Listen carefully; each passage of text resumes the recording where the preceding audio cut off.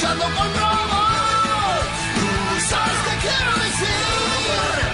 Luchando con robots, los voy a deshacer, chatarra, van a hacer la bandera y le voy a hacer un nuevo trampolín. No tengo tiempo para saludos, porque voy a responder a este usuario acerca de un tema de vital importancia, por lo que tendré que postergar mi serie de Mario World. Dios los bendiga mis estimados espectadores, siéntense, relájanse, y disfruten del vídeo. Excuse me, do you mind? Que vino después, la doctrina, la devoción. Exacto. Y es importante entender eso de mito, cuando los historiadores lo usan aquí, no significa mentira, sino más bien ese proceso por el cual una comunidad construye relatos con un significado profundo que van más allá de la pura evidencia, digamos, empírica. Y sobre Miriam, la verdad es que evidencia directa de su tiempo, pues casi no hay. Eso es obvio, o sea. Recordemos que para la época, literalmente, la mujer era un cero a la izquierda, tanto así, que en propios evangelios no se contaban, como se ve en Mateo 14, 21.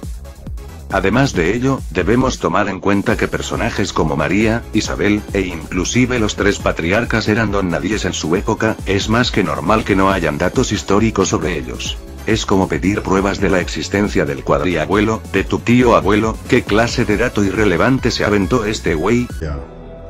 De hecho, lo primero que salta a la vista es el silencio de las fuentes más antiguas. Pablo, por ejemplo, que escribe en los años 50 a 60, menciona a Jesús nacido de mujer. Sin más, ni nombre ni virginidad. Si fuera algo tan central desde el inicio, no es raro que lo omita. Pues sí, es una observación muy pertinente. Ni Marcos, que es el evangelio más antiguo, hacia el 70, ni Juan, ya de finales del siglo I, hablan de la concepción virginal. Aparece después, en Mateo y Lucas. Sí, pero lo que los animatrónicos omiten, es que en Juan capítulo 2, aparece en las bodas de Caná, donde Jesús se refiere a su madre de manera prácticamente venerable. Véase el primer vídeo hablando de la importancia de la Virgen María. ¿Y qué creen? El Dios hombre realiza un milagro a causa de que los ojos del Señor están sobre los justos, y atentos sus oídos al clamor de ellos. Como se lee en Salmos 34, versículo 15. También, qué linda la parte en la que ocultan a María al pie de la cruz, al lado de Juan, donde Jesús se refiere a ella como mujer, lo que conecta con Génesis 3, 15. Sumándole, a San Ireneo de León, donde la Virgen es conocida como la nueva Eva, al igual que Jesús es el nuevo Adán. Tenemos bíblicamente a una corredentora de Cristo, le duela a quien le duela. Además, técnicamente lo que los robots dicen es mentira, ya que, ya se conocía el nacimiento virginal del Mesías, mediante a Isaías. Por cierto, mientras editaba el vídeo, encontré un libro muy interesante sobre San Epifanio, el cual podrán leer, cosas extremadamente interesantes, junto a la página de donde lo saqué. Aparece después, en Mateo y Lucas. Que son posteriores, claro. Sí, de finales del I o incluso principios del II. Y además, es curioso, sus relatos tienen detalles diferentes, a veces contradictorios. Las genealogías, dónde vivían al principio. Esto sugiere que no fue una creencia universal desde el día 1, sino algo que se fue desarrollando. En la genealogía se explica fácil por el simple hecho de que tanto María como José eran descendientes de David, por lo que se puede reconciliar con que una familia es la de José y la otra la de la Virgen, y sobre el lugar, aparte de no ser específicos, eso no afecta a la Virgen junto a sus dogmas, afectan al cristianismo como tal, aunque, debido a que los mecas no son claros, no puedo decir mucho. Por ejemplo, que yo sepa, la Trinidad no se creía como tal, en tiempos anteriores a los de Cristo. E incluso, se argumenta entre los musulmanes, que Cristo no sostenía un Dios trinitario, entonces eso demuestra que la Trinidad es falsa según él. Y aunque el tipo no lo demuestra, eso destruiría cualquier pensamiento, entre comillas, cristiano fuera de la catolicidad, por el hecho de ser cosas que se fueron desarrollando, no siendo desde el día 1. Por lo que, a la basura sola escritura, sola fide, sola gratia, etcétera, solamente por no estar desde el día 1, o irse desarrollando. Aquí es donde la cosa, digamos, se pone interesante, ¿no?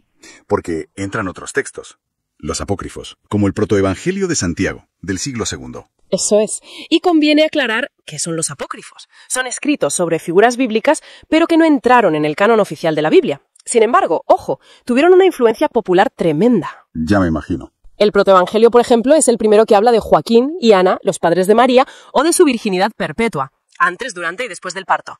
Ideas que calaron hondo, vamos. Aunque la Iglesia luego lo condenara, ¿no? Sí, siglos después, pero su impacto en el arte, la piedad popular fue enorme. Y otros textos, como el Pseudo-Mateo, añadieron más detalles, a veces muy fantasiosos, que también se quedaron en el imaginario colectivo. Pero bueno, incluso dentro de la corriente principal, por así decirlo, no todos pensaban igual desde el principio. Había figuras como Tertuliano, hacia el 200, o luego Elvidio, en el siglo IV, que decían que los hermanos de Jesús que salen en los evangelios... Los adelphoi, en griego. Eso, que eran hijos biológicos de María y José. Esa wea es técnicamente falsa, aparte de que en ningún momento se dice que María y José tuvieron relaciones, tenemos al hecho de que cuando el arcángel se le aparece a la Virgen esta literalmente le pregunta. Entonces María dijo al ángel, ¿cómo será esto? Pues no conozco varón. En lugar de recibir una instrucción donde se le mande a conocer a José, el ser espiritual le dice claramente, el Espíritu Santo vendrá sobre ti, y el poder del Altísimo te cubrirá con su sombra. Por lo cual también el santo ser que nacerá, será llamado Hijo de Dios. Dando a entender, que claramente, es necesario que María permanezca virgen. También puedo citar a Ezequiel 44 versículos 1 y 2, donde se dice claramente, porque el Señor, el Dios de Israel, ha entrado por ella, y permanecerá cerrada. Este pasaje se interpreta en la tradición católica como un tipo o prefiguración de la virginidad de María. Además, que yo sepa, nunca aparece un indicio de que María más tarde haya tenido relaciones con su esposo, por lo que la perpetua virginidad técnicamente es bíblica. Aquí el medio la cago, ya que omitió que en el judaísmo, la palabra hermano se traduce siempre como pariente, no necesariamente para referirse a los hijos de tus padres, como se ve en Génesis.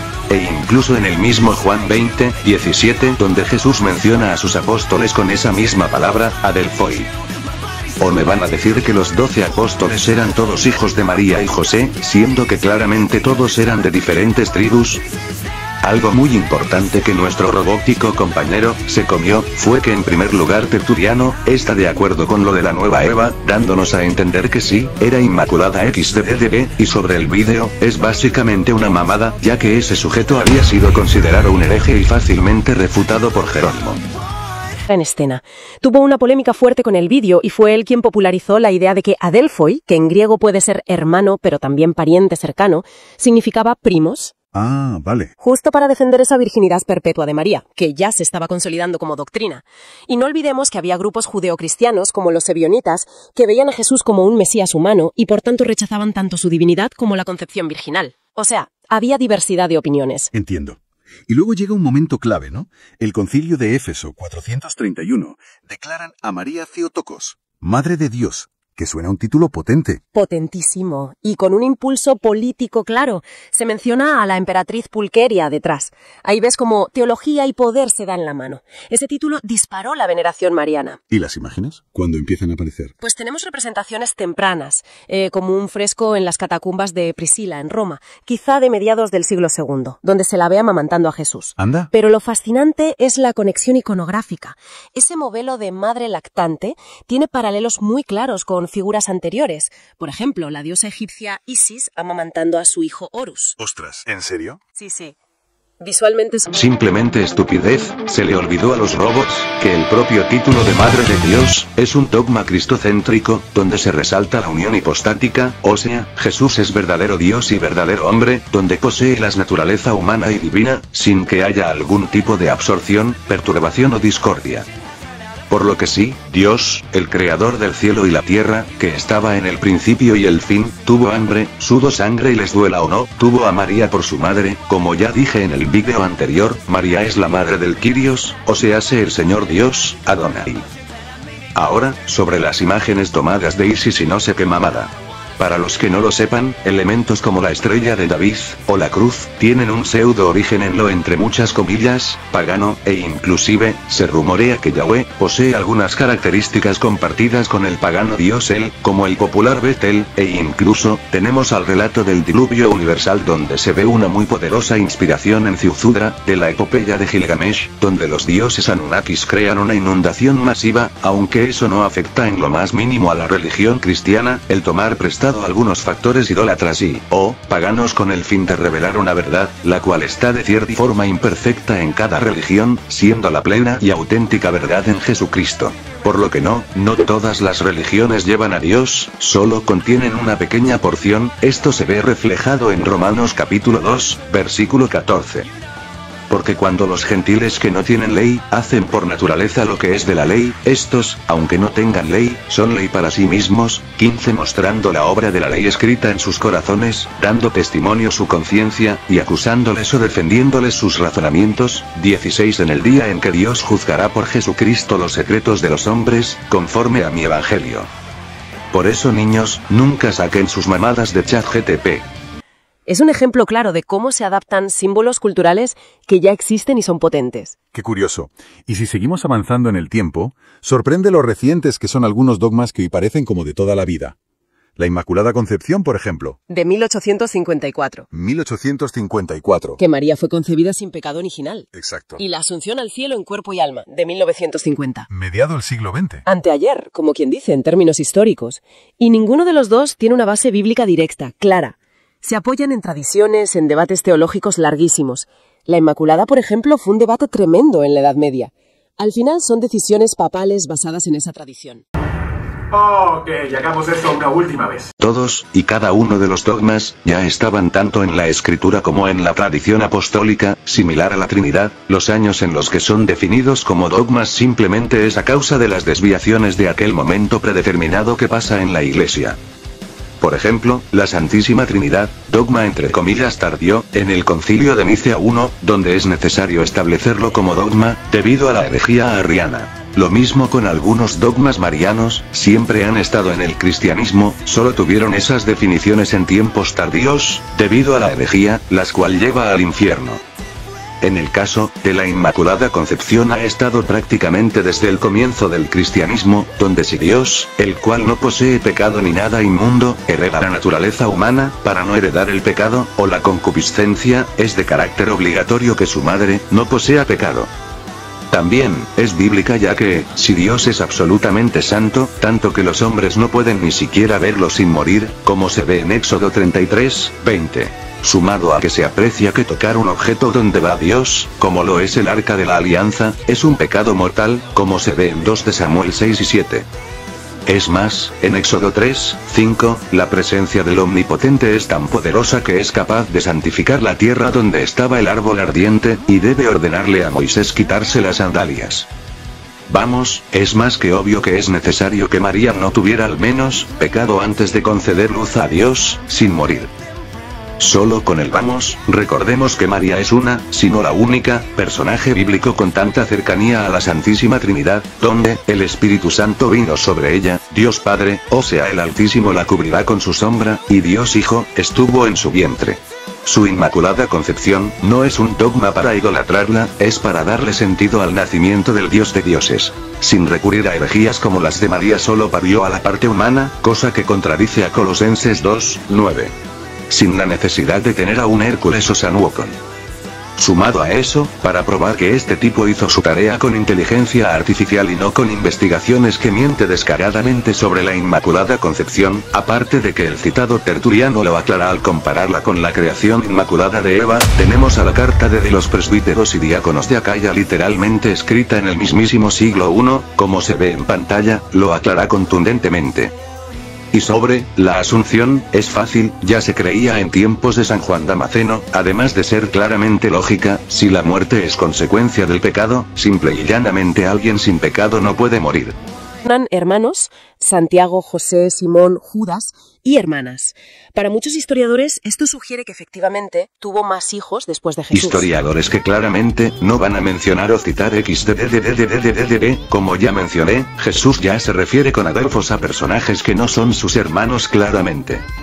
Aunque, para los que no lo sepan, la Biblia se encarga de presentar a María de Cleofás, o sea, la hermana de la Virgen María, como madre de José y Santiago el menor. Dando a entender que no es la misma Virgen María. También está la madre de los hijos de Zebedeo, es decir, Santiago y Juan. Todo esto, de acuerdo a Mateo 27, 56. Sumado a esto, recordemos que Simón, es titulado como cananeo, no como nazareno como Cristo, por lo que es imposible que sea hermano de Jesús. Y sobre Judas el mismo en su carta, se refiere a sí mismo como hermano de Jacobo, no como hermano de Jesús. sino más bien como siervo de Jesucristo. Además de que sus supuestos hermanos o hermanas, no aparecen en ningún momento de la pérdida del niño en el templo, lo cual resulta imposible que Cristo haya tenido algún hermano en el transcurso del tiempo. Además, tomando en cuenta el estado de pobreza extrema, sería demasiado inconveniente que la Sagrada Familia pueda darse el lujo de traer al mundo más bocas que alimentar. Por cierto, algo que las máquinas no toman en cuenta, es la incoherencia y contradicción que hay en que Judas, Santiago, Juan y Simón sean los supuestos hermanos de Jesús, y es que en primera, esos personajes son sus apóstoles, los cuales evidentemente son de distintas tribus, por eso son 12, al ser de distintas tribus, sería imposible que sean hermanos del dios hombre XDD. Y en segunda, tenemos a Juan 7:5, donde sus supuestos hermanos no creían en él, lo que haría imposible que Judas y los demás sean sus discípulos, puesto que todos los apóstoles menos Judas Iscariote tenían fe en él. Vale. Sobre su vida, después, o su muerte, no hay datos fiables. Las tradiciones que la sitúan en Jerusalén o en Éfeso son muy posteriores, y no tienen confirmación arqueológica sólida. Sería, pues, una mujer judía normal de su época y lugar. Vale. Entonces, hemos visto un silencio inicial, luego añadidos de textos populares, debates teológicos, decisiones de concilios, influencia política, dogmas muy recientes. Parece una construcción a lo largo de siglos. ¿Por qué? ¿Por qué esta evolución tan marcada? Pues si intentamos atar cabos, parece que confluyen varias razones. Teológicas, claro, apoyar la idea de la divinidad de Jesús. Eclesiásticas, definir qué era lo correcto en la ortodoxia, frente a otras ideas consideradas herejías. Sociales, proponer un ideal de pureza, de castidad, de maternidad. Psicológicas también, ofrecer una figura materna fuerte, idealizada. Ajá. Y no olvidemos el contexto cultural. Ayudar a que el cristianismo encajara en un mundo greco-romano que ya estaba acostumbrado a relatos de nacimientos divinos, de diosas madre. Facilitaba, digamos, la traducción cultural. En resumen, los datos históricos sobre Miriam de Nazaret, la mujer, son poquísimos. La figura de María que veneramos hoy es en gran parte un resultado de siglos de reflexión teológica, de cultura, de devoción, alimentada por evangelios tardíos, textos apócrifos, debates, concilios, dogmas. Distinguir historia y teología no quita valor a la fe, para nada, pero sí aclara cómo se forman y evolucionan las creencias. Exacto. Y deja una reflexión final interesante, ¿no? ¿Cómo nos afecta hoy en nuestra forma de entender la fe o la tradición el ser conscientes de este proceso histórico, de cómo se construyen figuras sagradas, a veces con una base histórica inicial muy tenue? Es algo para darle una vuelta, desde luego. ¿Eso es todo?